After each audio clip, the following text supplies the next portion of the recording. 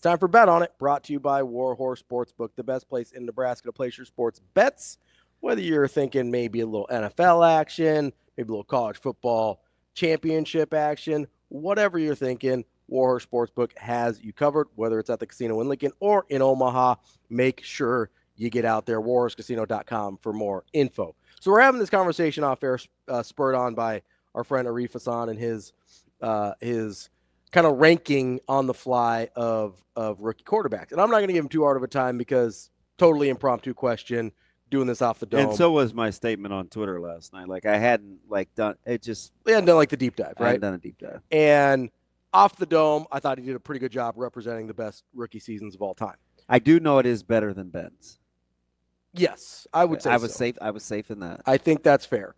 The one that came up was Dan Marino in '83. That was my first thought. Which I think, and correct me if I'm wrong here, I think the perception of that season might be a little different than the reality of it. Yeah, so you want to know what my perception is? Yes, I do. My perception is number one, I wanted the Steelers to draft him. So I paid pretty close attention. Sure. Pitt guy. I know he played a handful of games, like 8 or 9, and he was like this phenom. Like everybody thought this dude was going to be like the GOAT. So his impact in just a small sample size. How many games did he play? He played 11, started 9. Started 9 games. All right, not bad. Yeah, not bad. So you were on that one. Okay, yeah. So my context for that wasn't necessarily his statistics. It was how you felt about it. It was how I think the league felt about him, given the time span in which he played. Which matters, and I don't have context for that. So, that's why I gave the Marino comp. Mm-hmm. I think that's and fair. I think it's fair. I do too. I think it's fair. It's different when it's not a whole season, right? Because you're kind of extrapolating, and obviously the success of the Commanders in year one postseason factors into that as well. But statistically, it doesn't blow your socks off. You talking about Marino's rookie year? Yeah. Okay. But it's a different era, though. The passing game wasn't like the passing game is now. I understand. I understand. I understand it's a different era. Stats. Okay, so give me the hard date, because remember, Shane, I'm saying mine had more to do with how we felt about his presence as a quarterback so early, which is totally fair relative to the league. And I think it's right on par. And here's where I'm comparing. I'm not even getting into the stats because I knew he didn't play a whole season. And here's what I'm comparing it to, kind of per game averages based on what he ended up doing. He is in, Dan. What Marino ended up doing, because then I can kind of take the era out of it, right? I see what Marino's capable of even the very next year, and I go, okay. That was the prolific year. Yeah, and I think people forget that 84 wasn't his rookie year because it was his first full season starting. But his rookie year, starts 9 games, played 11, 7-2 record, so very good. 58% completion, which is a lot more common back then, but he did have several seasons over 60%. Yeah. 2,200 yards passing, which was just right at 200 yards a game, and 20 touchdowns, 6 picks. Yeah, that's okay. I feel good. I feel good about that. That's pretty good. Yeah. Right? But, if I want to look at Jayden Daniels, and I get era specific, right? He's at 69% completion, 3,500 yards, 25 touchdowns, 9 picks. And his team's playing in the conference championship game. Like, if anything, I also think there's the retrospective of who Dan Marino became. Of, yes, we were right that he was a phenom in real time. I think that factors into how people remember Dan Marino's rookie year. Do you think that's interesting? Because on the reverse, I feel validated, but anyway. On the reverse, I feel like we forget how good RG3 was because of how his career played out. So that's the first one I thought of. Yes, but you're also a football junkie.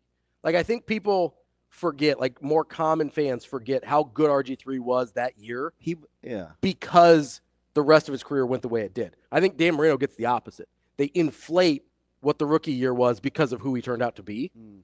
And that's not to say he still wasn't great, right? It's just in context, it feels more dramatic than Do you think we think Jayden Daniels is better than he really is? No. I think what we've seen is an accurate represent. If anything, I would have thought his numbers were a little better. Well, so what I was going to say is, he's 25-9. And he threw for 3,500 yards. Mm-hmm. That's not like in this era. That's not crazy. That's not crazy, right? But then you watch him the last 2 games, and you're like, he's a game changer again. And I wasn't trying to be a Richard head. I was just saying, like, Chiefs ride with Mahomes. Okay, fine. Mm-hmm. Let's say, that's easy, DB. He's the best, even though he's not prolific. The Bills trust Allen. He doesn't have to put the cape on. Mm-hmm. Right? The Lions went with Jameson. Trick play. They went trick play. Jameson Williams. Can I just throw this? The dude was dry humping 90 minutes before that interception. Can I just give you this context real quick on RG3? Back in the day. Go ahead. Jayden Daniels actually had more rushing yards than RG3. So what did RG3 rush for? 815. Okay. Jayden Daniels ended up with 890. That includes postseason, though, right? No, that's regular season. 17. It's an extra game. Okay. So 17 versus I think RG3 only played 15 because of the injury, right? Yeah. But I mean, he ended up with more yards. Like, so you have whatever you had about RG3, better passing numbers for Jayden Daniels, plus more rushing yards, which is what we give RG3 all the extra credit for. Real quick, while we get to Brian, see what Russell Wilson rushed for in 2012. Did he go for 500 yards? 489. How'd you know what I was going to say? I didn't. I just have it up.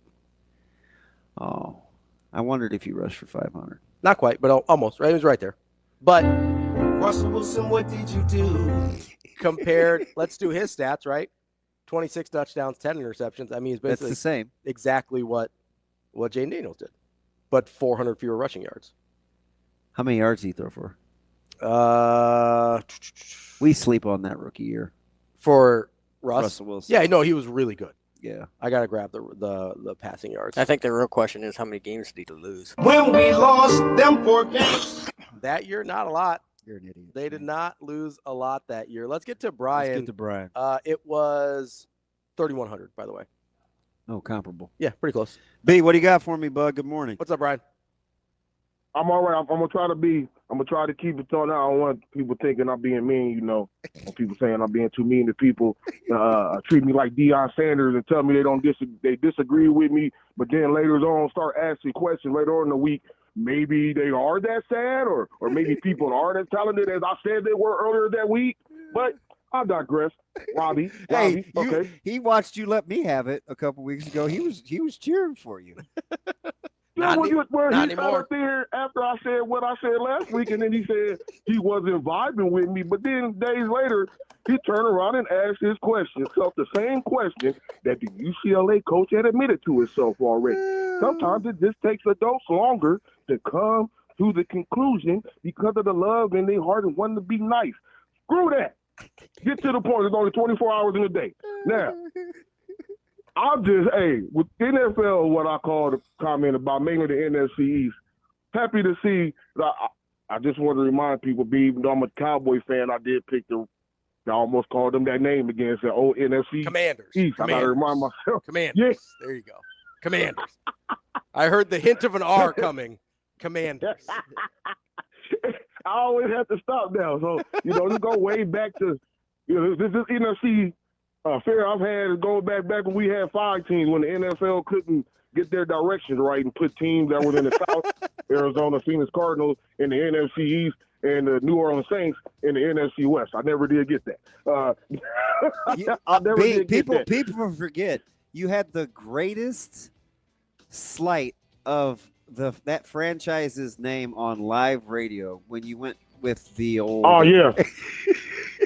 Yeah, I was going to ask if I'm banned from saying that still. I mean, it is in the Webster Dictionary, and they do teach that in health and human resource, whatever, for the kids when they learn their little, what's that stuff, that little sex education stuff. We got to sign the paperwork as parents when they come home. But I just thought they would cover that in school. So I thought that was a word to use, but I won't say it again. We'll just say non-circumcised. That's and leave it at that. Okay. Yeah, I'll leave it alone. But even though I'm the Cowboy fan, I still like the NFC East. This looks like the 80s where we don't care about the NFC West, any other team. I'm just happy to see this. And I hope the Washington Commanders win this game. Commanders. Because we don't like filthy. Commanders. Yeah, we don't like Commanders. We don't like the filthy Philadelphia Eagles, okay? We don't like the filthy Eagles. But you like the Commanders? More tolerable. Yes. I mean, this is NFC. You're not used to it. I'm a 49ers fan. I'm familiar with the NFC. No, not the East. You're not here. You stay over there with them San Francisco and that sunshine stuff. I'm hanging out with your Cardinals now, B. All right, B, man. Be good, buddy. All right. All right. That's Bet On It, brought to you by War Sportsbook.